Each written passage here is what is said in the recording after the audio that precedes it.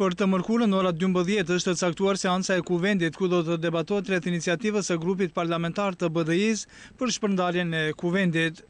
Seancës do t'i paraprije dhe një koordinim mes kreut të Kuvendit Trajko Veljanovski, nënkryetarëve të Kuvendit dhe koordinatorëve të grupeve parlamentare për të përcaktuar rrjedhën e debatit.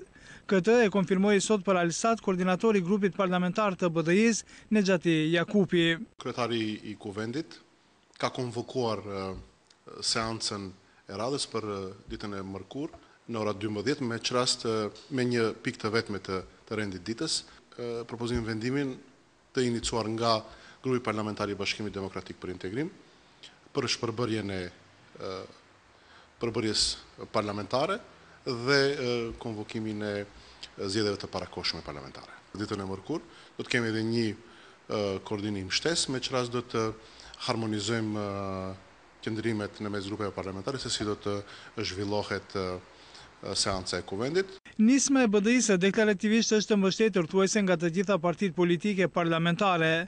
Megjithatë, firmën për shpërndarjen e Kuvendit e kanë hedhur vetëm deputetët e BDI-s. Këtë iniciativë ka nënshkruar të gjithë deputetët e grupit parlamentar Bashkimit Demokratik për Integrim dhe si akt, si procedurë mjafton për të iniciuar konvokimin e një seance të tillë. Natyrisht ne i kemi ftuar gjatë dorëzimit të propozimit iniciativës të gjithë grupet parlamentare të përfaqësuara në Kuvend që të i bashkangjiten kësaj iniciative. Për momentin vetëm në mënyrë deklarative janë prononcuar disa grupe parlamentare. Sipas rregullorës për punën e Kuvendit, debati për shpërndarjen e Kuvendit mund të zgjasë maksimum 3 ditë.